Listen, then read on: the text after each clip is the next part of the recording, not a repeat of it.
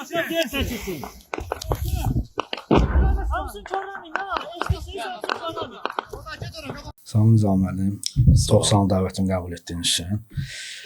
Bugün sizi burada görmək xoşdur. Çünki xüsusi təyinatlı qüvvə deyəndə biz tamam fərqli bir aura giririk, tamam farklı düşüncələr giririk.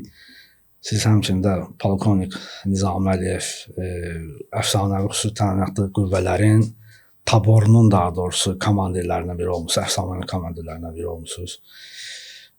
Mən ilk növbədə istəyirəm verilişimizə başlamışdan qabaq sizin özünüzü tanıyaq. Harda doğulmusunuz, orta məktəb təhsilinizi harda almısınız və xüsusi hərbiyə gəlinişiniz, kursant müdavin olduğunuz dövrlərdə təhsiliniz və təbii ki, sonda xüsusi təyinatlı qüvvələrə gəlişiniz bilmək istəyərdi ətraflı. Sonra bizim söhbətimiz üçün təbii ki, başlayacaq. İcazəli şəkildə, əgər xidmət icazə varsa, bəzi ictimaiyyətə açıqlanan əməliyyatlardır. 2014-ün avqust əməliyyatıdır, 2016-nın 10 aprel müharibəsi və sonda təbii ki, 44 günlük müharibədən sonraki antiterror əməliyyatları, 44 günlük müharibə daxil olmaq şərti ilə. Sizi tanıya bilərikmi Nizam müəllim? Xoş gördük. Çox sağ olun. Təşəkkür edirəm. Allah razı olsun. Mənim üçün çox gözəldir, çox şad oldum dəvətiniz üçün. Mən ehtiyatda olan xüsusi təyinatlı qüvvələrin polkovnik leytenantı Əliyev Nizami Eldaroğlu. Başdan danışmağa başlasaq, Tiflis şəhərində anadan olmuşam, Gürcüstan Respublikasının Tiflis şəhərində, amma yaşamışam Gəncə şəhərində. Uşaqlığım Gəncə şəhərində keçib. 1986-cı ildə 2 nömrəli Gəncə şəhəri 2 nömrəli Əhməd Cavad adına məktəbə daxil olmuşam. 8-ci sinifə kimi məktəbdə oxumuşam. Yəni 8-ci sinifdən etibarən artıq qərar verdim ki, hərbiçi olmaq istəyirəm. Çünki orada özünüz də bilirsiniz, uşaqlığımız bizim 1-ci Qarabağ müharibəsi ilə keçib. 88-ci ildə artıq belə deyək, məktəbə biz başlayanda 88-ci ildə müharibə başladı və o müharibənin içərisində uşaqlığımız keçdi. O qədər də anlayışımız olmasa da, o qədər də dərk eləməsək, amma müharibənin gedişatını bilirdik, niyə baş verdiyini bilirdik, anlayırdıq. Yəni, düşmənimizi artıq tanıyırdıq və bizim torpaqları işğal etdiyini, ondan sonra 20 yanvar faciəsi ilə, Xocalı faciəsi ilə 92-ci ildə artıq, yəni o illərdə, o yaşlarda artıq hər bir şeyi dərk eləməyə başladıq. Ona görə də elə uşaqlıq illərindən həm həvəsim oldu, həm həvəsim düşdü, yəni hərbi olmağa qərar vermişdim. Həm də ki, belə deyək, intiqam hissi ilə böyüdüyümüz üçün artıq nəyin bahasına olursa olsun, o intiqamı, o şəhidlərimizi, o Xocalı soyqırımında itirdiyimiz düşmənin öldürdüyü o körpələrin intiqamını almaq üçün hərbiçi olmağa qərar verdim, zabit olmağa qərar verdim. Elə ilk addımlarından əslində xüsusi təyinatlı olmağa qərar vermişdim. Yəni həvəsim ondan ayrıldı. Həm istər-istəməz uşaqlığım, belə deyək, yəni uşaqlığım aktiv keçdiyi üçün, daim idmanla məşğul olduğum üçün, idmana getdiyim üçün və belə deyək də, yəni çox aktiv bir uşaqlığım keçdiyi üçün özümü xüsusi təyinatlı kimi görürdüm. Ona görə də artıq 8-ci sinifdən etibarən 94-cü ildən qərar verdim ki, mən hərbiçi olacağam və ətrafımda öyrəndim ki, Cəmşid Naxçıvanski adına hərbi lisey var. Onu öyrəndim və ora daxil olmağa qərar verdim. Düzdür, ailəmə bunu bildirəndə ailəm biraz Narazçılıq yox, bir mənalı olaraq qarşıladılar ki, yəni çətin olacaq. Biraz qorxu var idi yəni. Bəli, yəni tərəddüd var idi. Amma mən qərarlıydım. Qərarımda əslində qərarlıydım. Çətin olacağını zaten bilirdim. O illərdə onsuz da siz də bilirsiniz, ölkədə sosial-iqtisadi vəziyyət çətin idi. Hər bir şey çətin idi. Təminatı yox idi. Yəni hərbi liseyində çətin olacağını mən zaten bilirdim, artıq dərk eləmişdim. Amma yenə də qərarlıydım. Çünki qabağıma bir məqsəd qoymuşdum və o məqsədə nəyin bahasına olursa olacağını, çatacağıma qərar verdim. Ona görə də düzdür, onlar dediyiniz kimi yəni biraz narahat oldular, biraz tərəddüd edilər, amma mən dedim yox, mən qəbul olacağam və özümü orada görürəm. Elə də oldu, yəni gəldik Bakıya, imtahana daxil oldum, imtahan verdim və artıq 95-ci ildə Cəmişd Naxçıvanski adına hərbi liseyə daxil oldum. Birinci kursa başladım. Birinci kurs çətin idi, çox çətin idi həqiqətən də. İlk aylar əsasda çətin idi. İstər-istəməz ailədən ayrı qalırsan, normal öyrəndiyin və öyrəşdiyin həyatdan artıq tam fərqli bir həyatı yaşayırsan, bəli, tam fərqli bir həyatı yaşayırsan. Bir müddət çətin oldu. Orada belə deyək, kollektivə daxil olana qədər, yeni dostlar tapana qədər, amma o qısa bir müddət çəkdi. Ondan sonra hər şey oturdu yerinə. Nə qədər də çətin olsa, nə qədər də necə deyim, çətinlik çəksən də, yenə də insan hər bir mühitə öyrəşir. Elə mən də artıq o mühitə öyrəşdim və təhsilimi davam elətdirdim. Birinci kursdan etibarən, birinci kursu tamamlayanda fərqləndiyim kursant olduğum üçün dövlət məni Türkiyə Respublikası hərbi liseyinə təhsilimi davam etdirmək üçün hərbi liseyinə Kuleli Asker Lisesinə, İstanbul şəhərindəki Kuleli Asker Lisesinə köçürtdü və neçənci il idi? 95-ci il, bəli. Artıq orada təhsilimi davam elətdirdim. Hərbi liseydə, orada da tam fərqli bir abo-hava idi. Artıq ölkədən kənardaydıq. Onun məsuliyyəti var idi. Yəni ölkəmizi, Azərbaycanı təmsil edirdik. Birinci növbədə istər-istəməz başqa ölkə, nə qədər də bizə yaxın olsa da, amma yenə də başqa ölkə idin. Ailədən artıq uzaq idin. Necə deyim, bambaşqa bir abo-hava, atmosfer, şəhər, böyük bir şəhər. Onun öz çətinlikləri var idi. Dərslər daha çətin idi. Çünki dünyanın ən yaxşı, ən inkişaf eləmiş liseylərindən biri idi. Bu dünyada həqiqətən də hərbi lisey olaraq sayılıb seçilən hərbi lisey idi və orada 99-cu ilə qədər təhsilimi davam elətdirdim, bitirdim həmən liseyi. Liseyi bitirəndən sonra 99-cu ildən etibarən artıq Ankara şəhərində Karaharb okulu, Quru Qoşunlar məktəbinə daxil oldum və 2004-cü ildə həmin məktəbi bitirdim. Məktəbi bitirəndən sonra komando kursuna qatıldım, komando kursunu bitirdim. Komando kursundan paralel olaraq bəzi ixtisas kursları, dalğıc kursları və ixtisasımla bağlı kurslar keçdim. Məktəblərdə oxudum və 2005-ci ilin aprel ayında artıq leytenant kimi, zabit kimi Azərbaycan Respublikasına, ölkəmizə qayıtdım və burada xidmətə başladım. Biz tarixə baxanda, məsələn, bizim birinci Qarabağ müharibəsinə baxanda orada qəhrəmanlarımız çox olub, igidlərimiz çox olub, amma o vaxtda özbaşınalıq çox idi. Yəni, orada Müdafiə Nazirliyi təzə yaranmışdı. Gəmi nazirliyi 3-4 nəfər adam olardı, ya olmazdı. Amma Azərbaycan, məsələn, formalaşdıqdan sonra, Allah rəhmət eləsin, Heydər Əliyev hakimiyyətə gələndən sonra, daha doğrusu Heydər Əliyevin Azərbaycan Müdafiə Nazirliyi üçün qoyduğu ilk gözəl addımı 1971 ya 72-ci ildə idi. Cəmişd Naxçıvanski açılmağı 72-ci ildə idi. Çünki o Azərbaycan Müdafiə Nazirliyi üçün Azərbaycan çox şeylər idi. Bu da onlardan biri idi. Və sizin təhsil dönəminizdə, illərinizdən sonra aldığınız o ərəfləri də artıq düşdü, daha da püstüləşməyə başladı. Və mən xüsusi təyinatların ilk olaraq 2000 hərbi xidməti bitirəndən sonra hardasa eşitmişdim adlarını, məktəbin artıq kursları var idi. Amma ilk olaraq xüsusi təyinatda kim olduqlarını, hansı gücə, qüvvəyə, hansı savada malik olduqlarını eşitdim birinci dəfə 2014-cü ilin avqust hadisələri baş verəndə. 15 şəhidimiz var idi. Ağdam istiqamətində idi, yanılmıramsa. Neytral zonada qaldım. Neytral zonada deməyim, elə sənəd üzərində gedir. Çünki onsuz zaten o ərazi də bizim ərazi idi, Dədə-Babadan. İmkan icazə vermədilər ilməmələr getməyə. Bizim bir qrupumuz, təyinatlı qrupumuz, indi mən sizə ona da geniş toxunasınız. Orada mən xüsusi adlar var ki, hansı ki 2 nəfər şəhidimiz oldu. Mən onları artıq 2016 aprel hadisələri vaxtıdır, müharibəsi vaxtında olan adlar yenidən eşitdim ikinci dəfə. Samir İmanovla Mühid Orucov. Bu 14 nəfərlik yanılmasa 15 nəfərlik qrup idi, xüsusi təyinatlar.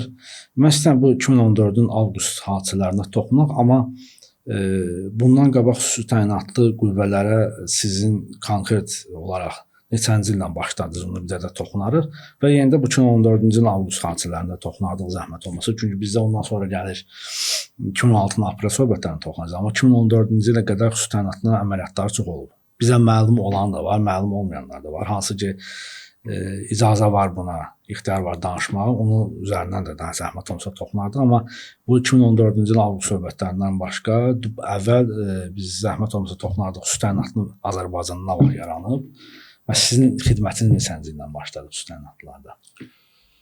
Azərbaycan Respublikasında xüsusi təyinatlı qüvvələr 1999-cu il aprelin 30-da yarandı.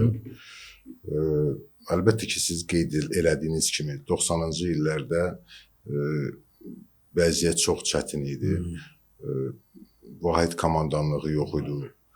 Düzdür, ağır bir müharibə aparırdıq. Bildiyiniz kimi ermənilərə bir çox ölkələr açıq və qapalı şəkildə, bağlı şəkildə dəstək verirdi. Amma Azərbaycan Respublikası, yəni bizlər Azərbaycan xalqı tək başına həmən müharibəni aparırdı və vəziyyətimiz yeni qurulmuşduq, yeni müstəqil olmuş bir ölkə idik. Özünə görə iqtisadi çətinliklər var idi. Komandanlıq tərəfindən, vahid komandanlıq deyilən bir şey yox idi. Yəni döyüş getsə belə, müharibə getsə belə, hər bir kəs belə deyək, bölmələr, taburları yaradırdı və onları öz başına idarə edirdilər. Yəni birbaşa yuxarıdan bir vahid komandanlıq deyilən bir anlayış yox idi. Əlbəttə ki, ulu öndərimizin hakimiyyətə gəlməsi ilə demək olar ki, ölkəmizi, demək olar ki, yox, elədir, həqiqətən də ölkəmizi xilas elədik. Hər bir şey yerinə oturdu. Ondan sonra onun uzaq görən siyasəti nəticəsində birinci növbədə atəşkəs bağlandı. Ondan sonra ordu quruculuğu sürətlə başladı. Xarici ölkələrə mütəxəssislər göndərilməyə başladı, mütəxəssisləri yetişdirilməyə başladı.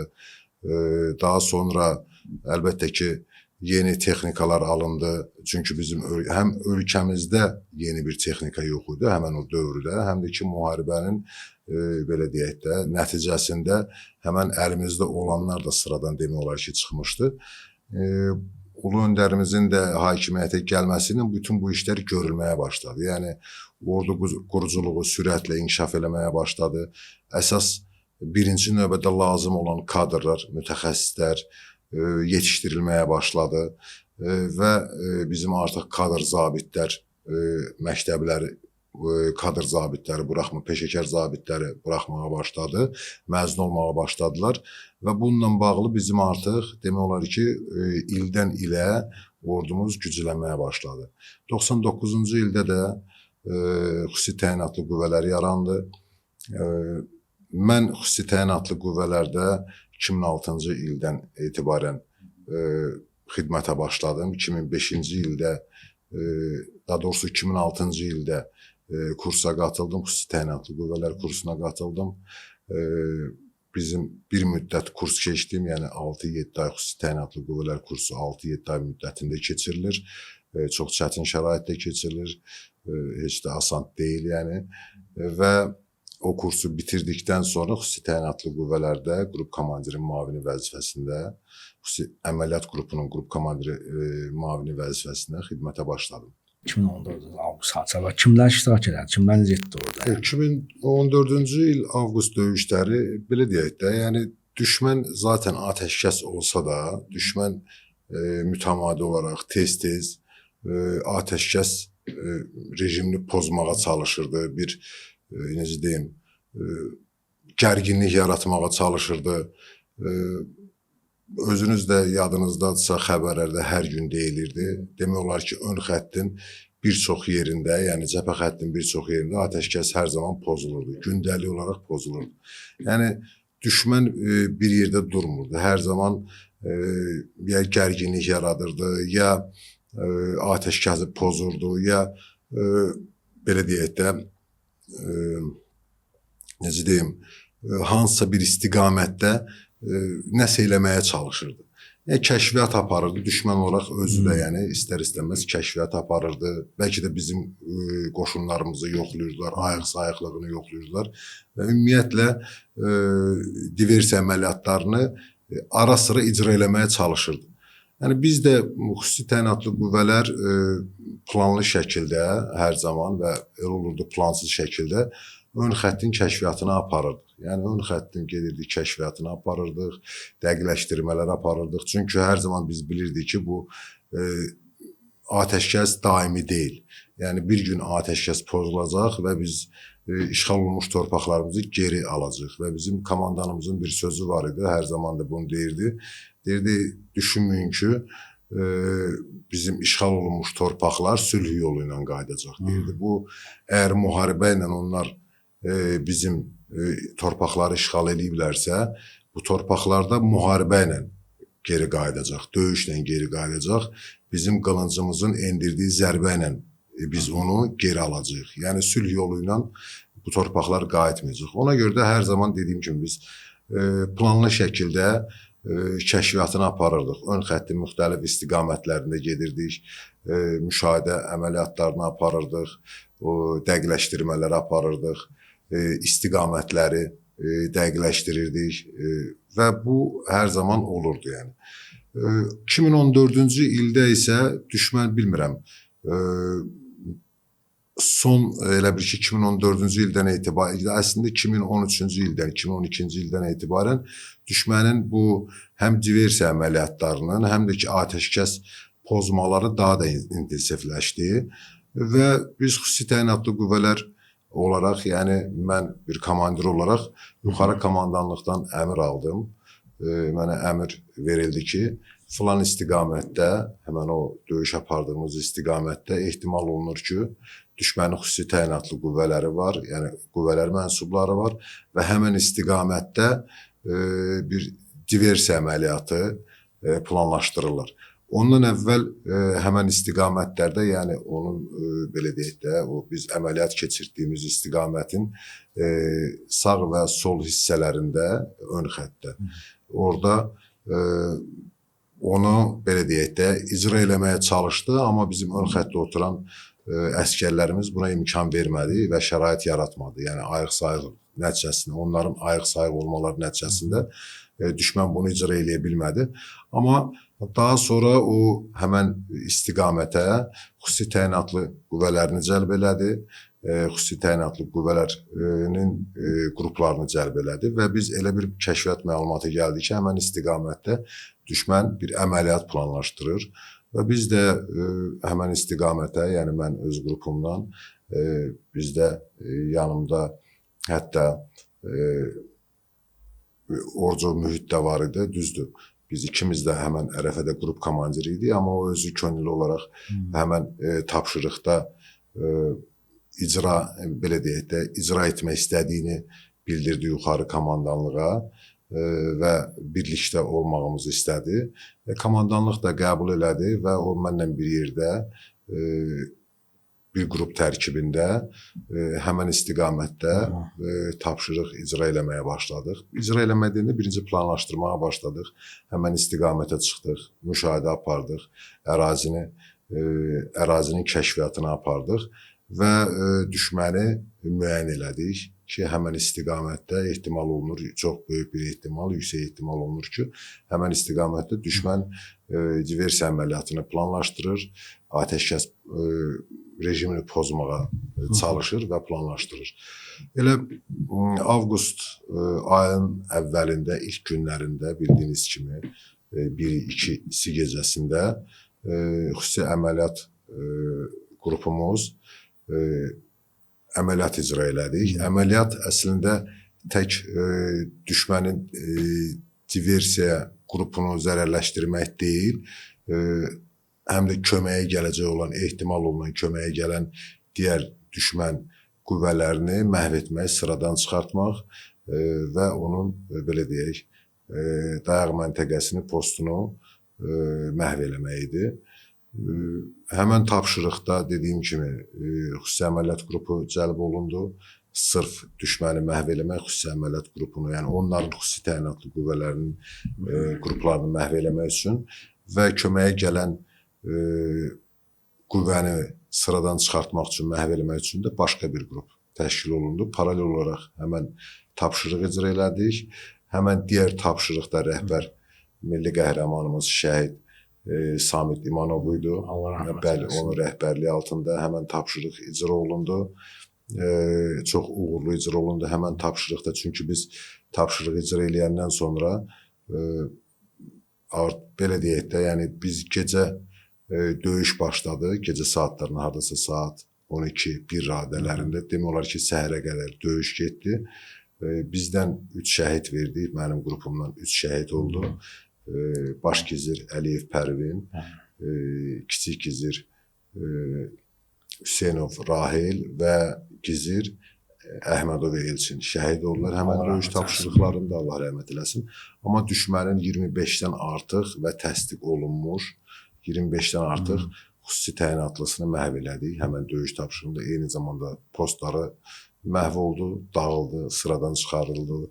Eyni zamanda köməyə gələn qüvvəsi, avtomobil texnikası və köməyə gələn qüvvəsi də sıradan çıxarıldı. Biz oradan onları təxliyə edəndən sonra, bizim qruplar çıxandan sonra həmən onların irəliləmə istiqaməti üzrə tapşırıq icra olundu və onun köməyə gələn qüvvəsi də sıradan çıxarıldı. Ondan sonra düzü o illərdə ona qədər ki, və ondan sonraki illərdə, xüsusən 2016-cı aprel müharibəsinə qədər bizim bildiyimiz və bilmədiyimiz əməliyyatlar baş verib. Amma mənə ən çox maraqlı olan, tək mənə yox, ümumiyyətlə bizim insanlara maraqlı olan 2016-cı aprel müharibəsi necə başladı və necə tamamlandı. Düzdür, orada şəhidlərimiz çox oldu. Xüsusən bizim xüsusi təyinatlarda var idi. Gizir Məhəbbət Mirzəyev vardı, Rafil vardı, Gizir Murad Mirzəyev polkovnikdən, Vüqar Əliyev polkovnik və kapitan Mühit Orucov, bu kimi əfsanəyə, tarixə düşmüş əfsanəvi xüsusi təyinatlarımız idi. Mən 2016-cı aprel müharibəsi, həmçinin pilotlarımız vardı, 3 pilotumuz şəhid oldu. 2016-cı aprel müharibəsi necə başladı? Və bu əməliyyatlar hansı artıq icazə var, təbii ki, icazə olarsa danışmağa, hansı planlar necə quruldu, necə xəbər tutdunuz, komandanlıqda necə əmr gəldi, döyüş istiqamətləri hardan başladı, harda tamamlandı? Aprel döyüşləri biz onu planlaşdıran yuxarı komandanlıqdır. Onlar bilir nə vaxt, nə zaman, harda, nə baş verəcək.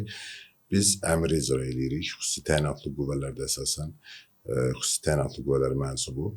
Aprel döyüşləri əslində gözlənilməz oldu. Niyə gözlənilməz oldu? Çünki düşmən təlimatı altında yenə bəzi bizim əlimizdə olan mühüm ərazi parçalarını ələ keçirtmək istədi və bəlkə də bununla bizlə birlikdə, yəni bizim kəşfiyyatımızı aparmaq istədi. Ona görə də aprel döyüşləri əslində bizim üçün bir gözlənilməz bir hadisə baş verdi. Çünki atəşkəslikdə özünüz bilirsiniz, düzdür. Bəlli bir yerlərdə atəşkəs pozulurdu düşmən tərəfindən hər zaman, bayaq qeyd elədim. Amma bu səviyyədə və böyük bir miqyasda döyüşün olacağını biz belə deyək, gözləmirdik. Amma təəssüf olsun, həmən aprel aylarında, 2016-cı ilin aprel aylarında düşmən təlimatı altında bəzi istiqamətlərdə, əsasda Füzuli istiqamətində və Gülüstan Goranboy rayonu Gülüstan kəndi istiqamətində hücuma keçmək cəhd etdi və əlbəttə ki, döyüş belə başladı, yəni bununla başladı. Bizim ön xəttdə duran bölmələrimizin ayıq sayıqlığı və yüksək döyüş hazırlığı nəticəsində düşmənin, belə deyək, bu əməli puça çıxdı. Yəni, bunu icra eləyə bilmədi. Amma bizim də əlimizə fürsət düşdü ki, biz əgər düşmən atəşkəs pozursa, biz ona tutarlı bir cavab verməliyik və bu cavabımız elə bir cavab olmalıdır ki, düşmən həm bizim gücümüzü görsün, həm də ki, bir müddət özünə gələ bilməsin. Ona görə də əsas da Füzuli istiqamətində, ondan sonra Tapqaraqoyunlu kəndi istiqamətində, Gülüstan kəndi istiqamətində, hansı ki, Talış kəndi istiqamətində çox güclü döyüşlər aparıldı və hərbidə belə bir şey var, döyüşlə kəşfiyyat. Bir növ aprel döyüşləri bizim üçün bir döyüşlə kəşfiyyat oldu, döyüşlə kəşfiyyat. Biz döyüşlə düşmənin nəyə qadir olduğunu, hansı gücə sahib olduğunu yoxlamağa çalışdıq və buna nail olduq.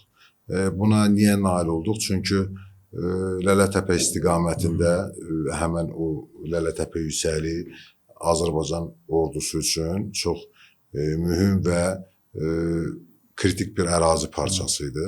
Həmən yüksəklikdən Azərbaycanın, belə deyək də, yəni ərazinin uzun dərinliyi, xeyli dərinliyi müşahidə eləmək olurdu və o yüksəklik düşməndə olduğu müddətdə biz geridə olan fəaliyyətlərimizi tam gizlədə bilmirdik, tam icra edə bilmədik. O yüksəklik alındı, əlbəttə ki, bizim ordumuz sayəsində, xüsusi təyinatlı qüvvələrin sayəsində Talış kəndi istiqamətində döyüşlər aparıldı. Düzdür, şəhid qeyd elədi, şəhidlərimiz oldu. Qəhrəman qardaşlarımız həmən istiqamətdə şəhid oldular. Polkovnik Murad Mirzəyev, İmanov Samid, Pəncəli, ondan sonra Mühüd, Elvin idi, Namazov Elvin, bəli, Ravil, yəni çox şəhidlərimizi orada itirdik. Amma o şəhidlərin sayəsində düşmən bizim əsl gücümüzü gördü. Yəni, hətta biz orada düşmənlə qarşılaşdıq, üz-üzə, yəni artıq atəşkəs bağlanandan sonra orada bəzi fəaliyyətləri icra edirdik və düşmənlə qısa bir diyaloqumuz oldu. Yəni, düşmənin bizə qarşı necə qorxu olduğunu, şəxsən mən, yəni düşmənlə orada bir diyaloqumuz oldu. Düşmənin bizə qarşı necə qorxduğunu mən onun səsindən, onun ifadələrindən hiss elədim həqiqətən də. Yəni, düzdür, orada bizdə sual verdilər. Dedilər, siz yaşmadansınız, yaşmasınız. Hələ onlar artıq bizi tanıyırdılar. Bizim də formamız biraz fərqlənirdi əlbəttə ki. Çünki orada minalı sahədə bizim şəhidlərimiz var idi, neytral ərazidə və bəzi bizim hansı ki təchizatımız və s. var idi. Həmən ərəfədə artıq atəşkəs dövrü bağlanmamışdan da qabaq və bağlanandan sonra biz orada axtarış fəaliyyətlərini, ondan sonra təxliyə fəaliyyətlərini icra elədik. Yəni onlarla orada diyaloqumuz, qısa bir diyaloqumuz oldu. Yəni məndən soruşdular ki, siz yaşmadansınız, siz 052-siz. Biz də mən cavab dedim, xeyr, yəni biz yaşma deyilik, amma onlar formamızdan artıq anlamışdılar ki, biz xüsusi təyinatlıyıq. Dedilər, yox, siz yaşmasınız, yaşma falan. Və mən orada, hətta bizə dedi, siz bozqurtsuz, yəni elə bir şey dedi. Dedi, siz rus dilində dedi, Vsereye Volki dedi, yəni siz bozqurt adlandırdı bizi. Yəni mən orada hiss elədim, onlar bizdən necə qorxurlar, bizdən necə çəkinirlər və aprel döyüşlərindən sonra da ümumiyyətlə bu xof onlarda yarandı. Yəni biz onların psixoloji, mənəvi və psixoloji vəziyyətlərini aprel döyüşlərinə sındırdıq. Yəni o döyüşlərindən. Sınmaq yaxşı mənada sınmaqdır. Əslində qalsa siz yumşaq dediniz sınmaq. Əslində məhv olmuş da belə. Yəni onlarda özünə bir Qarabağ müharibəsindən qabaq, sonra daha doğrusu 1-ci Qarabağ müharibəsindən sonra onlarda bir arxayınçılıq falan var idi.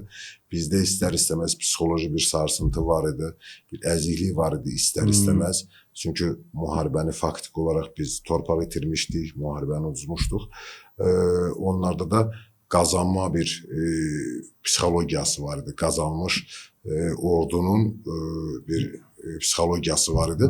Aprel döyüş əslində həm 2014-cü ildəki əməliyyatların və aprel döyüşlərində o psixologiya onlarda sındı.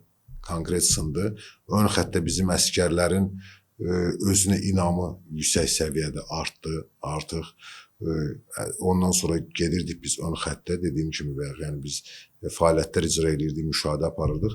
Əsgərlərin psixoloji vəziyyətini biz ondan sonra görürdük. Necə onlar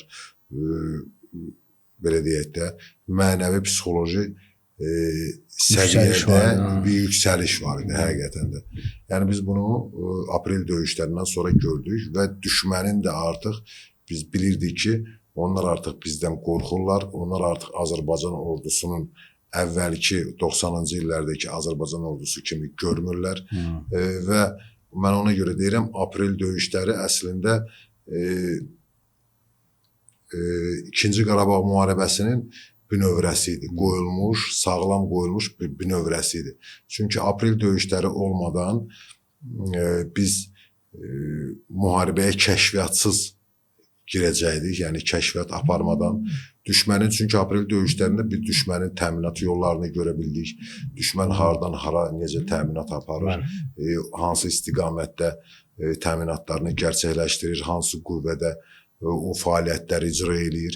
Zəif tərəflərini, zəif nöqtələrini gördük, güclü tərəflərini gördük, harda ki, məsəl üçün onun boşluqlarını və belə deyək də, güclü yerlərini də gördük düşmənin və ona görə də biz 2016-cı ildən 2020-ci ilə qədər, bu 4 il ərzində həm bizim, belə deyək, səhvlərimiz üstündə işlədik, həm də ki, düşmənin o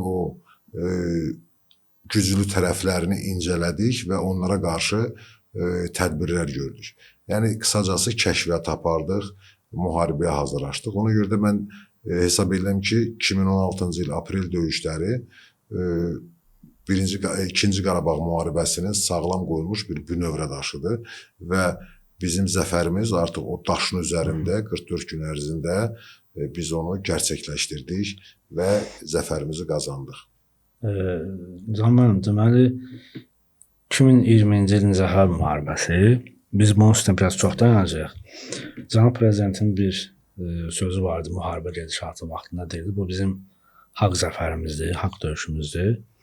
Biz burada həqiqətən düz müharibə döyüşsüz, şəhidsiz olmur, itkisiz olmur, istər texniki cəhətdən, istər can cəhətdən. Amma bu tarix bizi yazıldı. Buna səbəbkar bizim ilk növbədə cənab prezidentimiz oldu, sonra təbii ki, güclü ordumuz oldu.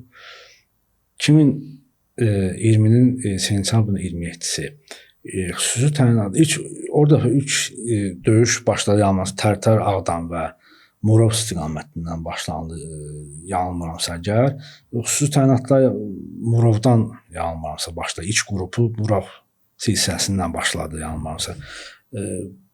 Qrup hardan başladı ilk olaraq? Çünki bizim ilk döyüşümüz, ümumiyyətlə müharibə döyüş, ən ağır döyüş, Füzuli, ümumiyyətlə Hasan döyüşü yoxdur, Hasan əməliyyat da yoxdur. Bütün əməliyyatda, bütün döyüş saatı, çünki o döyüşün bir dəqiqəsini yaşamayan adam döyüşün nə olduğunu bilmez. Qəti şəkildə bilməz. Yəni, çünki burada oturub klaviatur arasında yazanlar var idi. Nə oldu, bu kəndləri alıb qurtarmadılar. Amma halbuki, yəni, o müharibənin içində adi güllə səsi eşitməyən, şəhid qardaşını, yoldaşını itirməyən, bombanın, artilleriyanın səsi, barutun qoxusu, onu görmək istənəmədi, müharibənin nə olduğunu bilməzlər. Yəni, nə qədər sənətli filmə baxsa da, döyüşdə olmuş igidlərdən söhbət eşitsə də, filmlərdə baxsa da xeyli yoxdur. Müharibə tamam başqa bir dünyadır. Bu paralel bir dünyadır. Bu sualım olacaq sonda, amma ilk sualım olacaq, yəni bizim istiqamət, xüsusi təyinatların xüsusən istiqaməti, Murov tərəfdən istiqamətdən başlanırlar, yanılmırsa, sentyabrın 27-si. Necə başladı? Yox, xəta eləmərsin. Müharibənin biz hər zaman nə zamansa başlayacağını onsuz da bilirdik. Çünki mən bayaq qeyd elədim, komandanımızın da hər zaman deyirdi ki, biz bu torpaqları döyüşlə azad eləyəcəyik. İşğal olmuş torpaqlarımızı gec-tez biz döyüşlə azad edəcəyik. Sülh yolu ilə, danışıqlarla azad olunmayacaq. Eyni zamanda da Ali Baş Komandanımız da hər zaman qeyd edirdi ki, siz dediyiniz kimi, yəni orada oturan düşmən, torpaqlarımızı işğal edən düşmən, orada nə işi var onun? Orada Ermənistandakı əskərin Xocalıda, Ağdamda, Hadrutda nə işi var? Buna hər zaman Ali Baş Komandanımız deyirdi. Yəni, ona görə də biz Düzdür, hazırlıqlar hər zaman gedirdi, gündəlik olaraq hazırlaşırdıq. Xüsusi təyinatlı qüvvələr heç bir zaman boşluğa yol vermirdi. Yəni bizim hazırlıqlarımız, təlimlərimiz yüksək səviyyədə və hər tərəfli hazırlığımızı görürdük. Həm mənəvi, psixoloji, həm çətin şəraitdə fəaliyyət göstərmək, qərar qəbul eləmək, bunların hamısına hər zaman bizim komandanımız və komandirlərimiz belə şeylərə çox böyük önəm verirdilər, çox diqqət yetirirdilər ki, əsas xüsusi təyinatlının nədir? İradəsidir, fiziki hazırlığıdır, çətin şəraitdə fəaliyyət göstərməkdir, çətin şəraitdə qərar qəbul eləməkdir və bunları biz hər zaman icra edirdik. Müharibə, əslində siz qeyd elədiniz, müharibə bütün istiqamətlərdə başladı və xüsusi təyinatlı qüvvələr demək olar ki, bütün istiqamətlərdə fəaliyyət göstərdi. Yəni, xüsusi təyinatlı qüvvələrin bölmələri həm Murov istiqamətində, həm Füzuli istiqamətində, yəni bütün bu istiqamətlərdə fəaliyyətlərini icra elədi. İndi komandanlığın qərarı əsasında bəzi fəaliyyətlər sonradan dəyişdirildi, planlamada dəyişikliklər icra olundu, yer dəyişdirmələr və s. oldu. Amma bir istiqamətdə xüsusi təyinatlı qüvvələr bir istiqamətdə döyüşü başlamadı. Hər bir istiqamətdə xüsusi təyinatlılar döyüşü icra elədilər. Bizim Müdafiə Nazirliyinin digər hərbi hissələrlə birgə, bərabər və ya paralel olaraq fəaliyyətləri icra elədik. Biz artıq həmən tapşırıq icra eləmək üçün döyüş əmrini aldıq və fəaliyyətə başladıq. Alxanlı kənd istiqamətində hərəkətə başladıq. Birinci növbədə texnikalarımızdan hərəkət elədik. Amma texnikalardan artıq döyüş başlamışdı. Bir neçə saat artıq döyüş gedirdi. Ona görə texnika ilə bəlli bir yerə qədər biz hərəkət elədik. Düşmən artilleriyası vururdu. Yəni onun düşmən artilleriyası çatmayan yerə qədər biz texnikalardan hərəkət elədik. Ondan sonra taburumuz texnikalardan endi və piyada olaraq döyüş düzülüşündə həmən Alxanlı kəndi istiqamətinə hərəkətə başladıq. Kəndə yaxınlaşdıqca düşmən artilleriya mərmiləri, minamyot mərmiləri, yəni top mərmiləri daha da şiddətlənirdi, atışları daha da şiddətlənirdi. Kənd artıq boşaldılmışdı. Demək olar ki, kəndin girəcəyində bizim bəlli bir bölmələrimiz var idi, hansı ki, döyüş getdiyi üçün yaralıların təxliyəsi və s. oradan icra olunurdu. Bizim ambulanslarımız var idi, orada tibb işçilərimiz və s. kəndin girəcəyində gözləyirdilər və təxliyə olunmuş yaralıları oradan çıxarılmasını təmin edirdilər. Biz də döyüş düzülüşündə kəndə daxil olduq. Kəndə daxil olduğumuzu qeyd elədiyim kimi, yəni həqiqətən də çox şiddətli bir şəkildə kənd bildiyiniz, yəni kənddə mülki əhali yaşayır, amma düşmən o mülki əhalinin orada yaşamasına, düzdür orada mülki əhali demək olar ki, çıxmışdı, boşaldılmışdı o kənd. Amma yenə də o bir kənd, mülki əhalinin yaşadığı bir kənddir. Düşmən də ona baxmayaraq kəndi birbaşa vururdu, atəş altında alırdı. Yəni mülkü, hərbi, yəni ayırmırdı qətiyyən. Elə bir anlayış yox idi ki, erməni xüsusiyyətində. Orada mülki insanlar yaşayır, uşaqlar, yaşlılar, qocalar yaşayır. Yəni elə bir şey fikirləşmirdi. Kəndi birbaşa atəş altına alırdı. Həm kəndi, həm kəndin ətrafını, hər bir yerini.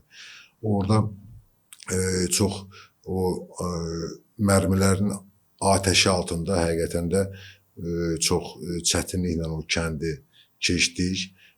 Orada hətta bizim belə deyək, taburun düz üstünə bir neçə dənə mərmi isabət elədi, amma xoşbəxtlikdən heç kim yaralanmadı, heç kimə bir şey olmadı.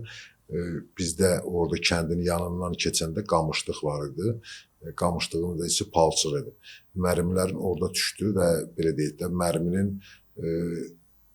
o məhv etmə zərbəsidir, yəni öldürücü zərbəsidir. Sizlərəm ki, o palçıq uddu.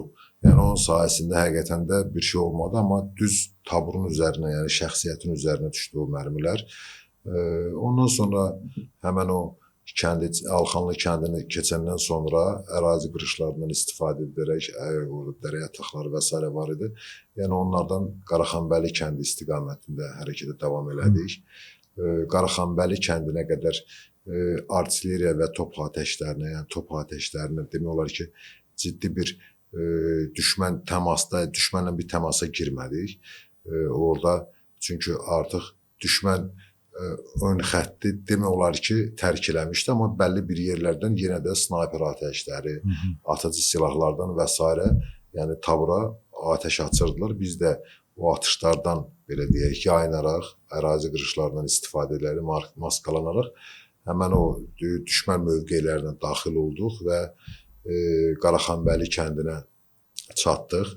Qaraxanbəli kəndinə çatanda düşmənin çox böyük bir qüvvəsi ilə belə deyək, təmasa girdik. Həqiqətən də biz artıq orada açıqlığa çıxırdıq, amma düşmənin mövqeləri var idi. Yəni düşmən kəndin içində birbaşa, kəndin girəcəyində mövqeylənmişdi. Düşmən orada səngərləri var idi, orada örtük izləmək üçün mövqeləri və s. Yəni hər bir şeyi hazırlamışdı qabaqcadan və çox yaxşı səviyyədə hazırlamışdı həqiqətən də. Biz də açıqlığa çıxan kimi artıq düşmənlə təmasa girdik. Çox şiddətli döyüşlər getdi orada. Düşmən bütün əlindəki olan vasitələrdən atəş açırdı bizə. Yəni tank əleyhinə vasitələrdən belə, artilleriya ilə dəstəklənirdi düşmən. Eyni zamanda əlində atıcı silahlar, snayper silahlarından, pulemyotlarından çox şiddətli bizə qarşı atəş açdı və orada tabur həqiqətən də qəhrəmancasına bir döyüş apardı. Dərhal açıldı. Bütün qrup komandirləri, hər birisi əmir komandanı üzərinə götürdü. İdarəçilik yüksək səviyyədə idi. Düzdür, yaralı verdi orada.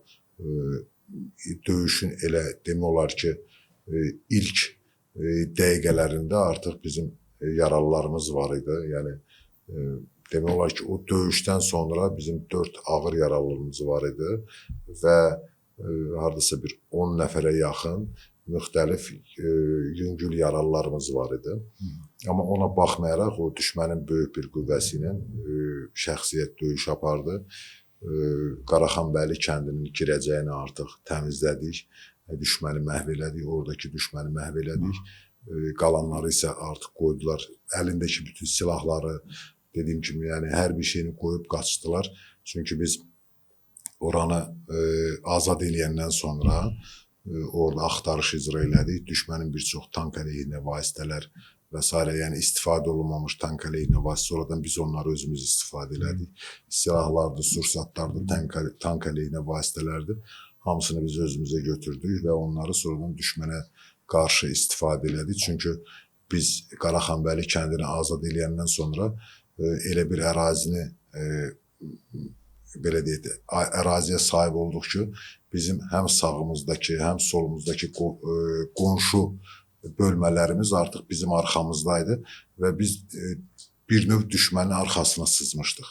Düşməni arxadan müşahidə edirdik, arxadan görə bilirdik və həm düşmənlə döyüş apara-apara, həm də ki, bizim sağ və sol qonşularımıza, hansı ki, bizim bölmələrimizə bir növ köməkli eləyirdik. Rabitə ilə artilleriya belə deyək də, bölmələrinə çıxaraq, həmən onlar döyüş apardığı bölmələrin arxasındakı düşmən bölmələrini artilleriya atəşlərimizlə sıradan çıxartmağa çalışırdıq. Çünki dediyim kimi biz bir ox kimi qabağa çıxmışdıq Qaraxanbəli kəndi istiqamətində və düşmənin artıq gerisini görürdük. Onların təxliyə yerlərini görürdük, onların toplama yerlərini müşahidə edə bilirdik həmən istiqamətdən. Hansı ki, bizim sağdakı və soldakı qonşu bölmələrimiz bunu tam olaraq müşahidə edə bilmirdilər. Ona görə də onların tanklarının, geri bölgədə tankların harada dayandığını və haradan atəş açdığını biz artıq məsafədə dürbünlə görə bilirdik və xəritədə onların yerlərini çıxardıb, artilleriya atəşlərindən həmən o bölgələrə artilleriya atəşləri istəyib və onları sıradan çıxardıb bizim bölmələrin elə bil ki, hücumunu bir növ dəstəkləyib asanlaşdırırdıq. Eyni zamanda da özümüz döyüş aparırdıq. Çünki biz Qaraxanbəli kəndinin girəcəyini birinci gün azad eləyəndə və biraz da dərinə gedəndə, hansı ki, orada qonşu kənd var idi, Mərdinli kəndi, həmən o istiqamətə gedəndə düşmən gün ərzində bir neçə dəfə əks hücum eləməyə çalışırdı. Həmən o yerləri təkrar əl almağa çalışırdı. İstəyir texnika ilə, istəyir zirehli texnika ilə, hətta tanklarla belə hücuma keçdilər onlar. zirehli texnikalardan hücuma keçdilər, şəxsiyyətlə hücuma keçdilər. O bayaq dediyim kimi də bizim əlimizdə o düşmən tərəfindən ələ keçirdiyimiz tank əleyhinə vasitələri sırf onda istifadə elədik. Düşmən tərəfinə, yəni düşmənə qarşı o silahlardan istifadə edərək, o qurğulardan istifadə edərək düşməni dəfələrlə geriyə çevirdik. Yəni orada demək olar ki, ayın 27-sindən düz ayın 30-una qədər, hətta 1-inə qədər o Qaraxanbəyli, Mərdinli kəndi istiqamətindəki o səddi bizim tabur yəni azad elədi, belə deyək də o ərazini ələ keçirib düşmənin həm əks hücumlarını öz üzərinə götürdü, həm də ki sağındakı və solundakı bölmələrin hücumlarını dəstəklədi, təmin elədi ki, o həmən o bölmələr o istiqamətdə rahat döyüşlərini aparsınlar və rahat belə deyək də düşmən qüvvələrini məhv eləsinlər. Məşhur Ohanyan səddi də o vaxtı keçirilib məhv elədi. O MIF yarım saat təxminən ərzində 40 dəqiqə ərzində məhv edilmişdi. Yanılmazsa oktyabrın ilk günlərində idi, yanılmazsa. Bir də məsələn Füzuli ağır döyüşlərindən, Füzulidə olan ağır döyüşlərdən sonra Cəbrayıl döyüşlərini, yanılmıramsa Cəbrayılda yerləşirdi. Ermənilərin xüsusi təyinatlı qüvvələr 220 idi, ya 022 idi, belə bir nömrəsi var. Və Cəbrayılın ilk günləri, döyüşlərin ilk günlərində bizim əfsanəvi tabur, xüsusi təyinatlı tabur 170-dən çox erməni xüsusi təyinatçısı məhv eləmişdi, yanılmıramsa dəqiq xatırlamıram, yəni təxmini yadımdadır. Bu mövzuda məsələn Cəbrayılın döyüşləri necə baş verdi? Bu xüsusi təyinatlıların ermənilərin Cəbrayılda yerləşən xüsusi təyinatlıları necə məhv edildi? Və üzrsən ilk şəhidlərimiz kimlər idi bizdə? Bizim əfsanə taburda. Yəni bizim taburumuzun əslində döyüşə girəndə 100-dən artıq şəxsiyyəti var idi. 124 nəfər şəxsiyyət idi. Artıq birinci və o həmən o Qaraxanbəyli kəndi istiqamətində gedən döyüşlərdə artıq düzdür, o yaraların bir çoxu sonradan qayıtdı, amma hardasa 20-yə yaxın biz yaralı verdik. Ağır və yüngül yaralı. Bəzi ağır yaralılar bərpa olunub gələ bilmədi, amma bir çox digər, məsəl üçün, yüngül yaralılar sonradan bərpa olunub bölməyə qayıtdılar. İlk şəhidimiz ayın 29-u kapitan Şirinov Kamil idi. Həmən o Qaraxanbəyli kəndi istiqamətində gedən qızğın döyüşlər ərəfəsində, yəni o qızğın döyüşlərdə şəhid oldu. Böyük bir qəhrəmanlıq göstərdi. Həm özü böyük bir qəhrəmanlıq göstərdi, həm şəxsiyyəti böyük bir qəhrəmanlıq göstərdi. Amma bayaq qeyd elədiyiniz kimi hər bir müharibə, hər bir döyüş itkisiz olmur, ya yaralılar da olur, şəhidlər də olur. Allah şəhidlərimizə rəhmət eləsin. Yəni çox böyük bir belə deyək, qəhrəmanlıq göstərdi. Həqiqətən də bir komandir olaraq, bir qrup komandiri olaraq orada həm şəxsiyyətini yüksək səviyyədə idarə elədi, həm yüksək səviyyədə qəhrəmancasına döyüş apardı və özü təəssüflər olsun ki, həmən döyüşdə şəhid oldu. Füzuli, ümumiyyətlə siz Ohanyan səddi deyirsiniz, amma Ohanyan, yəni döyüş, həmən o ərazi bilirsiniz ki, Füzuli, Cəbrayıl istiqaməti açıq bir ərazidir, düzənlik bir ərazidir və düzənlik ərazidə əlbəttə ki, müdafiə etmə əməliyyatı, müdafiə əməliyyatı yox, sırf hücum əməliyyatı aparmaq əslində çox çətindir. Çünki sən hücum eləyən tərəfsən, çünki sən düşmənin tərəfinə hücum eləyirsən, hərəkət eləyirsən və ərazidə belə deyək, çox geniş şəkildə örtü və gizləmə sənin maskalanmağını təmin eləyən bir ərazi deyil. Yəni bir deyək ki, dağlıq ərazi olsun, meşəli ərazi olsa, orada maskalana bilirsən, gizlənə bilirsən, düşmən atəşlərindən belə deyək də, özünü müdafiə eləyə bilirsən, gizlənə bilirsən. Amma Füzuli istiqaməti, Cəbrayıl istiqamətində həmən ərazilər düzənli ərazi sayıldığı üçün, yəni təpəli və düzənli ərazi sayıldığı üçün biraz döyüş aparmaq çətin idi. Amma ona baxmayaraq, əlbəttə ki, yəni biz heç vaxt fikirləşmirdik ki, itki verəcəyik, yaralanacaq. Hər zaman belə deyək, döyüşümüzü hansı qaydada öyrənmişiksə, hansı qaydada təlimlərimizi keçmişiksə, o qaydada da döyüşlərimizi icra edirdik. Bəli, Cəbrayıl istiqamətində əfsanəvi tabur böyük bir belə deyək, çox güclü, şiddətli döyüş apardı. həmən döyüşdə hansı ki Qırmızı Bazar istiqamətində orada yüksəkliyin ələ keçirilməsində demək olar ki qeyri-bərabər bir düşmən qüvvəsi ilə döyüşə girdi və o həmən düşmən qüvvəsi bütün demək olar ki, bütün əlindəki güc və vasitələr dəfələrlə bizim taburdan daha güclüydü. Texnikasına qədər var idi. Yəni artıq toplarından top, texnika, şəxsiyyət çox böyük bir saydaydı. Yəni bəlkə də bir neçə tabura bərabər olan bir şəxsi heyəti var idi və bizim tabur, şəxsiyyət həmən o düşmən qüvvəsi ilə çox şiddətli döyüş apardı. Orada şəhid verdik, 13 nəfər şəhid verdik biz taburdan. Həmən taburda, həmən şəhidlərin arasında Cəbrayılov, Sübhan, İsmailov, Camal, Əliyev, Kərim, Vəliyev, Eliyar, ondan sonra Həşimov, Tərzan, Quliyev, Şəhriyar, Allah onlara rəhmət eləsin, kapitan Abbas Bəyli Həmid, ondan sonra və digər şəhidlərimiz çox ağır bir itki oldu tabur üçün həqiqətən də. Amma həmən yüksəklik çox vacib yüksəklikdir, çox həddindən artıq bizim üçün vacib bir yüksəklikdir və nəyin bahasına olursa olsun o yüksəklik belə deyək, azad olunmalı idi, düşmən əlindən geri götürülməli idi və elə də oldu. Tabur verilən tapşırığı icra elədi, həmən yüksəkliyi ələ keçirdi, düşməni məhv elədi. Hətta həmən o düşmən mövqelərinə şəxsiyyət daxil olanda, girəndə, yəni gördü ki, həmən o bayaq sadaladığım düşmənin əlində olan bütün texnikalarını atıb qaçmışdı. Yəni orada bir neçə gün sonra həmən o əraziyə daxil olanda gördü ki, avtomobil texnikasını, zirehli texnika, toplar, silahlar, ağır və yüngül silahlar, hər bir şey, yəni həmən ərazidə düşmən qoyub qaçmışdı həmən ərazinə. Anladım.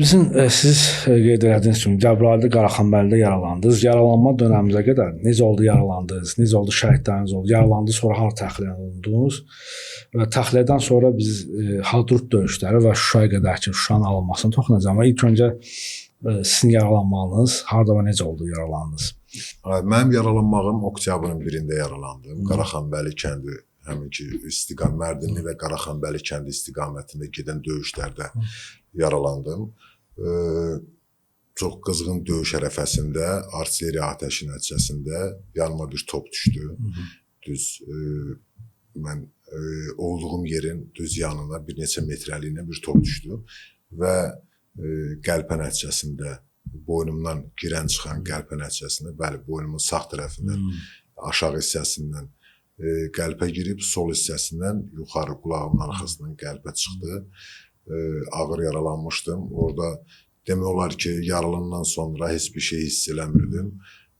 Huşumu itirdim. Bir də 2 gün sonra ayıldım. Deməli, birinci növbədə Əhməd bəyli səyyar hospitala təxliyə olundum. Təxliyə olunandan sonra isə Şirvan xəstəxanasına təxliyə olundum oradan. Amma 2 gün sonra ayıldım, yəni özümə 2 gün sonra gəldim. Gözümü açanda gördüm ki, artıq Şirvandayam, yəni xəstəxanadayam. Uzun müddət bir müalicə gördüm, hələ də müalicə görürəm. Yəni bəzi səhhətimdə problemlər hələ də var, yəni davam eləyir, ciddi problemlər var. Amma ona baxmayaraq yenə də belə deyək də yaşayırıq, yenə də Allah kömək olsun, inşallah sağlıq versin. Heç də necə deyim, belə həvəsdən düşmürük, yenə içimizdə xüsusi təyinatlı ruhu yaşayır, xüsusi təyinatlının keçmişi təzəsi yoxdur. Olmur, mən. Xüsusi təyinatlı oldunsa, deməli, axıra kimi xüsusi təyinatlısan. Bəli, və bu da bizə böyük bir motivasiya gətirir. O döyüşlərdə yaralandım, şəxsi heyətim birinci növbədə məni təxliyə elədi. Tək mən yaralanmamışdım əslində, orada bir çox yaralılar var idi. Hansı ki, mənlə birlikdə yaralananlar hardasa bir 6-ya 7-yə yaxın şəxsiyyət yaralanmışdı ağır şəkildə və hamımızı təxliyə olunduq həmin o döyüşdən, döyüşün əsnasından və əmir komandamı mənim köməkçim icra elədi. Ondan sonra taburun belə deyək, Amma şəxs xidmətdədir də indi hazırda. rəhbərlik bəli. Xidmətdə deyə ad çəkilməyəcək. Yox, orada deməli mənim yanımda Vətən Müharibəsi mayor Qaflanov Şıxamir idi. Bir də ki, hansı ki hal-hazırda xidmətdə olan zabitdir. Hər ikisi də rəhbərlik eləyirdi. Tabura həmən o Qırmızı Bazar yüksəkliyində hansı ki o döyüş əsnasında təəssüf olsun qəhrəmancasına şəhid oldu. Mayor Qaflanov Şıxamir bizim Vətən Müharibəsi qəhrəmanımız. Həqiqətən də çox gözəl zabit idi, çox keyfiyyətli zabit idi. Hər bir xüsusiyyəti ilə fərqlənən, seçilən zabit idi. Bəli, mən yaralanandan sonra elə bir ki, həm Qaflanov Şıxamir, həm də ki mənim digər müavinim əmir komandanı üzərindən götürdülər və taburu icra edirdilər. Daha sonra həmən Qırmızı Bazar istiqamətində Şıxamir şəhid oldu və döyüşün sonlarına qədər artıq digər mənim hansı ki köməkçim Şuşa döyüşlərinə qədər Hadrut, ondan sonra Şuşa döyüşlərinə qədər o idarə elədi taburu. Tabur demək olar ki, belə deyək, Şuşa döyüşlərində cəmi-cümü taburdan bir neçə nəfər şəxsiyyət qalmışdı. Sırada olan şəxsiyyət qalmışdı. Şəhidlər var idi, yaralılar var idi və digər bölmələrdə, düzdür, bütün bölmələrdə bu elə idi. Bütün bölmələr hamısı döyüşürdü və hamısından da yaralılar var idi, şəhidlər var idi və taburları, bölmələri komplektləşdirirdilər. Daha sonra isə Şuşa uğrunda gedən döyüşlərdə artıq taburumun qalan hissəsi başqa komandir əmir komandası altına verildi. Amma ki, belə deyək də, əfsanəvi taburun şəxsiyyəti düz birinci gündən axırıncı döyüşlərə qədər hamısı iştirak elədi. Hətta mənim şəxsiyyətimdən əfsanəvi taburdan Şuşada belə şəhid oldu. Yəni dediyim kimi, birinci döyüşlərimizdən düz axırıncı Şuşa uğrunda gedən döyüşlərə qədər bizim şəhidlərimiz oldu. Hansı ki, baş leytenant Əzizov Xəyam və kiçik gizir Tağıyev Ramik belə Şuşa uğrunda gedən döyüşlərdə şəhid oldu. Allah rəhmət eləsin. Yəni taburumun belə deyək, döyüşə girəndə bayaq qeyd elədim, 124 nəfər şəxsi heyəti var idi. Müharibə qutaranda, yəni Şuşa azad olunanda taburdan sırada 10-a yaxın adam qalmışdı. Qalanların hamısı şəhidlər idi, yaralılar idi, hospitallarda müalicə alınanlar və hətta o 10 nəfər belə yaralanıb sonradan sıraya qayıdanlar idi. Yəni taburdan inandırım sizi yaralanmayan şəxsiyyət yox idi. Bizim taburdan yaralanmayan şəxsiyyət yox idi. Hər biri yüngül və ya ağır şəkildə, yəni hər iki haldan birində yəni mütləq yaralanmışdır və dediyim kimi müharibənin birinci gündən düz axırıncı gününə qədər bütün döyüşlərdə iştirak eləmişdi. Taburumdan 4 dənə Vətən Müharibəsi qəhrəmanı var. Ondan sonra 3 Qarabağ ordeni ilə təltif olunan şəxsiyyət var. 6 Bayraq ordeni ilə təltif olunan şəxsi heyət var və digər medal ordenlərindən də belə deyək də qalan medal və ordenlərlə təltif olunan şəxsiyyət var. 4 Vətən Müharibəsi qəhrəmanı, 3 Qarabağ ordeni və 6 Bayraq ordenindən təltif olunan şəxsi heyət var. Sizin özünüzə şücaətə görə və igidliyə görə medallarına təxtil olmuşsunuz. Mən Bayraq ordenində başladı əlavə olaraq.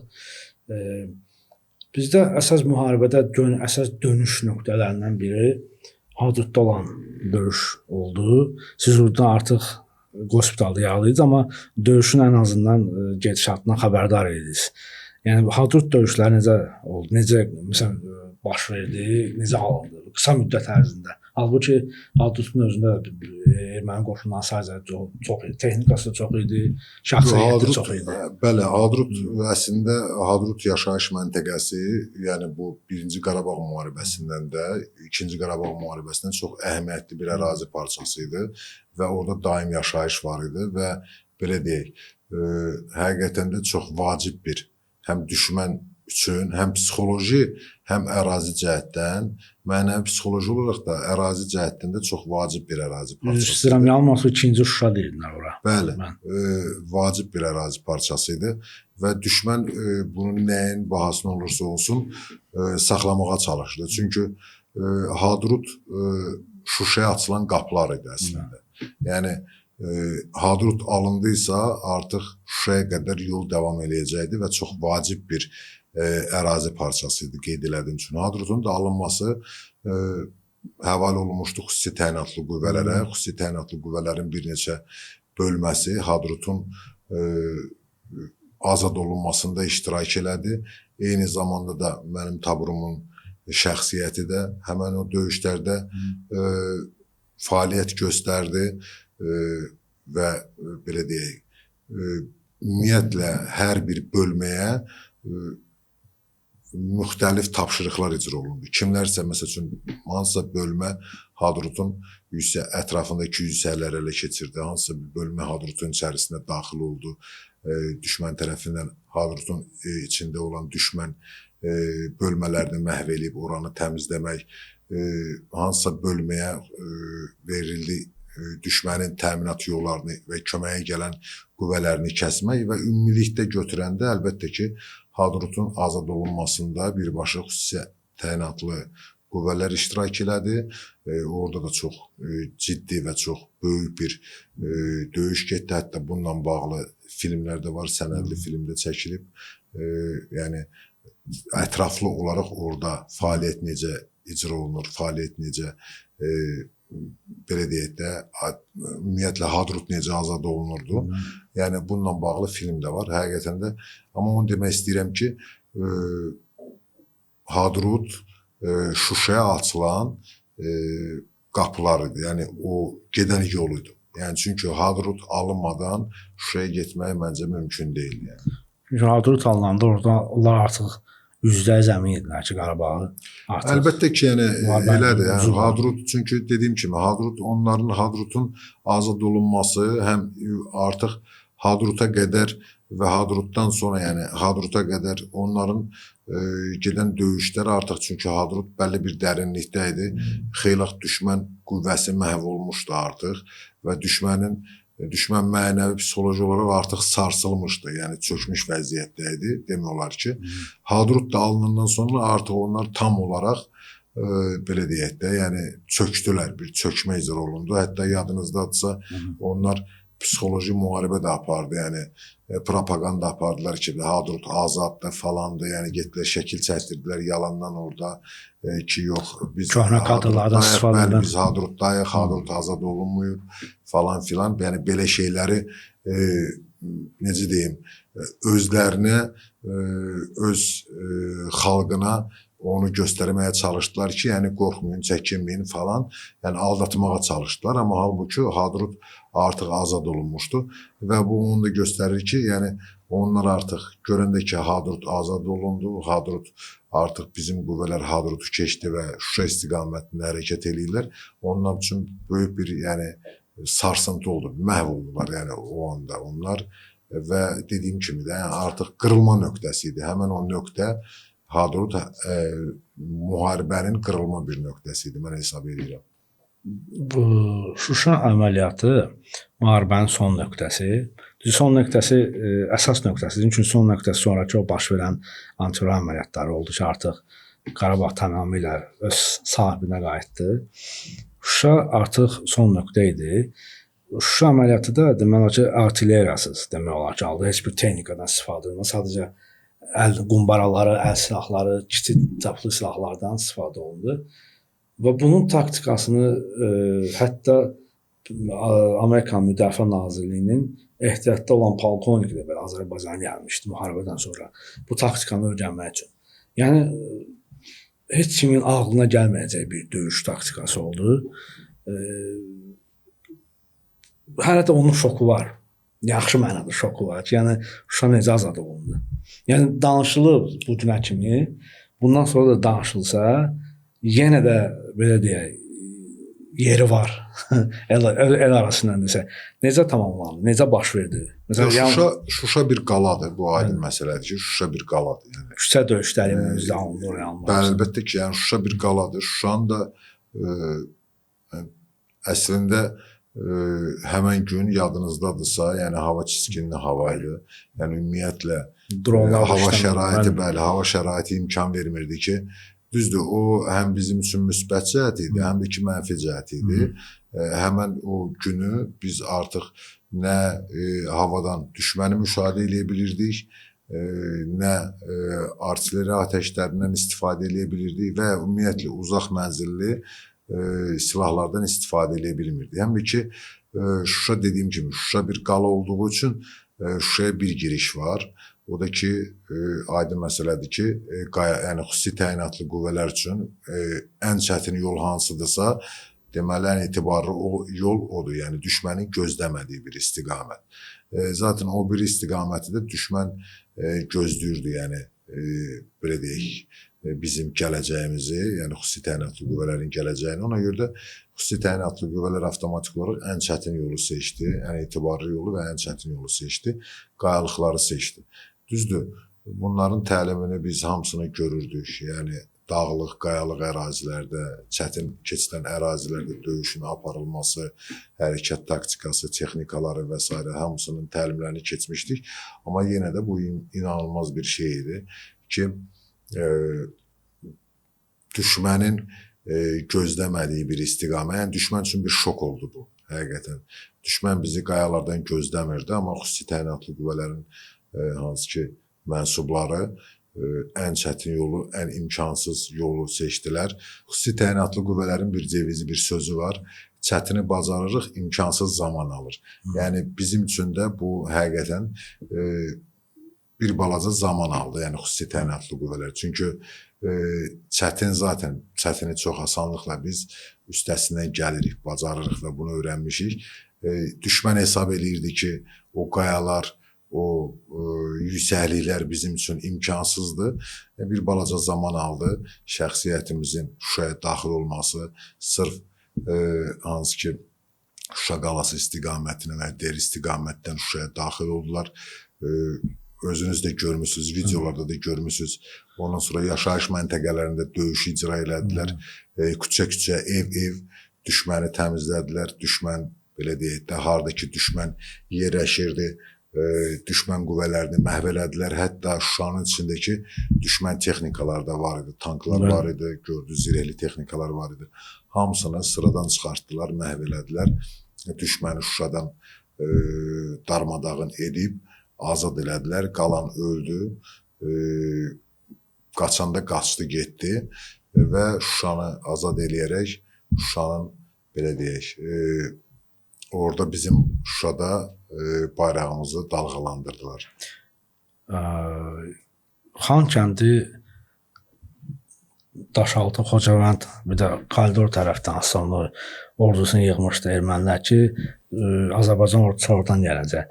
Amma həqiqətən o sındırım qayalar, mən məsələn, keçən il ilk dəfə məsələn Şuşanı, keçən Qurban Bayramı yarfələrində idi. Şuşaya ilk dəfə səfərim onda oldu.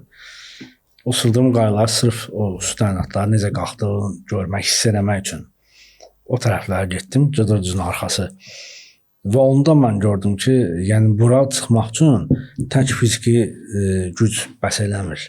İradə. Bəli, güclü iradə lazımdır. İradə, əzim, istək. Yəni bunlar, biz necə deyim, haqq yolunda müharibə aparırdıq. Bizim müharibəmiz, döyüşümüz haqq müharibəsidir. Biz ədaləti bərpa edirdik. Biz intiqamımızı alırdıq. Biz şəhidlərimizin qanının intiqamını alırdıq. Tökülən qanların intiqamını alırdıq. Ona görə bizim üçün əslində, belə deyək, çətin görsənsə də, amma o çətini biz hiss eləmirdik. Çünki düşmən nəyə görə Yəni ermənilər Qarabağda nəyə görə öldüyünü, nəyə görə orada müharibə apardığını dərk eləmirdi. Amma biz bizim bu torpaqlar olduğu üçün, bizim bu Dədə-Baba torpaqları olduğu üçün və bizim ərazimiz, bizim torpağımız olduğu üçün bizi motivasiya edən oydu. Ki biz dediyim kimi haqq yolunda müharibə aparırıq, biz torpaqlarımızı azad edirik, biz ərazi bütövlüyümüzü bərpa edirik. Yəni bizim məqsədimiz buydu. Bizim amalımız buydu və bu məqsədə amala aparan bizi də elə bu güc idi, içimizdəki güc idi. Mənim belə bir son sualım olacaq. Mən ümumiyyətlə Şuşada və ya Xankəndidə döyüş hansı gedib o yollarda gəzəndə divardan güllə izləri falan görəndə insan Şuşa ilə tamam fərqlənir. Amma müharibədə sual bundan var ki, müharibədə iştirak edən bir insan, döyüşün ən qızğın tərəfində görən insanın müharibədən sonraki psixoloji vəziyyəti, yaşam tərzi necə olur? Olan baxışı necə olur dünyaya? Müharibə əslində adamı çox dəyişdirir həqiqətən. Mən heç kimi arzu eləmirəm ki, müharibə görsün. Daim ölkəmizdə sülh olsun inşallah. Bundan sonra da sülh olacaq, müharibələr olmasın, döyüşlər olmasın. Yəni bütün necə deyim, qonşu ölkələrlə münasibətlərimiz normal olsun və xalqımız, millətimiz, ümumiyyətlə ölkəmiz müharibə bundan sonra görməsin təki. Amma müharibə çox belə deyim, həm çətin hissdir, həm ağır hissdir. Yəni müharibədə insan zaten döyüşə sən girəndə artıq döyüşün birinci, ikinci və üçüncü günü və ya döyüşün ümumiyyətlə gedişatında sən döyüşdən başqa artıq heç nəyə fikirləşmirsən. Yəni döyüşün içərisində olursan, hətta sən Timurlu komandirsənsə əgər, yəni sən məcbursan şəxsiyyətini idarə eləmək, sən məcbursan bölməni idarə eləmək, əmrlər vermək, yəni sən döyüşdən başqa heç nəyə fikirləşmirsən, ağlına da zaten heç nə gəlmir. Amma müharibənin ən çətin şəraiti və ümumiyyətlə ən çətin vəziyyət odur ki, şəhid olmaq və ya yaralanmaq deyil. Onsuz da sən şəhid olsan, sən bunu başa düşməyəcəksən. Sən əgər yaşayırsansa, yəni yaşadığını görürsənsə, sən deməli ki, yaşayırsan. Sən əgər yaşamırsansa, sən artıq bunu hiss eləməyəsən, bilməyəsən ki, yaşamırsan. Eyni zamanda da yaralanma. Müharibənin ən çətin hissi odur ki, yanındakı döyüş yoldaşını itirirsən. Onların illərlə xidmət elədiyin döyüş yoldaşların, silah yoldaşların gündəlik olaraq bir yerdə olursunuz. Hətta ailəndən çox onlarla vaxt aparırsan, vaxt keçirirsən, işdə olursan, təlimlərdə olursan. Yəni iç-içə olursan, hətta ailəvi, məsəl üçün münasibətlərin var, gediş-gəlişlərin var və o insanların şəhid olduğunu sən görəndə, o insanların son nəfəs verdiklərini görəndə ən çətin hissəsində odur. Müharibənin ən insanın, necə deyim, yaddaşında, ürəyində ən dərin iz buraxan belə də hiss odur. Yoxsa başqa hisslər o qədər də insana təsir eləmir. Yəni əsas da peşəkar hərbiçiyə, yəni illərlə xidmət eləmiş xüsusi təyinatlı üçün, məsəl üçün dəfələrlə döyüş tapşırıqlarında, müharibədən də qabaq döyüş tapşırıqlarında olan bir şəxsi heyətə o qədər belə deyək də, yəni artıq o necə deyim, çəkinmə hissi, həyəcan hissi itir o hiss. Dediyim kimi, ən çətin hiss illərlə xidmət elədiyin döyüş yoldaşlarının, silah yoldaşlarının son nəfəsini verdiyin və sən gördüyün və onların qarşısında əsas da çarəsiz olanda, yəni heç bir şey eləyə bilməyəndə, yəni ən çətin hiss əslində odur. Gündəlik həyat əlbəttə ki, təsir edir psixoloji cəhətdən. Hər bir ümumiyyətlə belə baxanda həyatın hər bir yerində bu təsir edir. Gündəlik həyatda da, evdə də, ümumiyyətlə dostların içərisində də insan dəyişir. İnsan istər-istəməz dəyişir. Hərdən biraz aqressiv olursan, ola bilirsən. Hərdən əsəblərini cilovlaya bilmirsən, hərdən səni qıcıqlandıran, məsəl üçün əvvəlcə sənə heç bir qıcıq məsəl üçün verməyən şeylər hərdən indi səni məsəl üçün qıcıqlandıra bilir. Amma dediyim kimi onları yəni özünü cilovlamağa çalışırsan, özünü tutmağa çalışırsan, yəni bu artıq ömürlük bir hissdir və bundan belə deyək, bu artıq ömürlük qoyulan bir izdir. Yəni müharibənin qoyduğu izdir və sən ondan yaşamağa çalışırsan. Yəni istəsən də, istəməsən də ondan yaşamaq məcburiyyətindəsən. Çox sağ olun dəvətimi qəbul edib gəldiyiniz üçün. Bundan sonra sizə sağlığınızda möhkəm can sağlığı arzulayıram və Allah övladlarınızı saxlasın, qorusun və onların xeyirli və xoş günlərini görəsiniz bundan sonra. Təşəkkür edirəm. Mən təşəkkür edirəm sizə. Təşəkkür edirəm. Minnətdaram. Bu dağlardan o yana, qayalardan o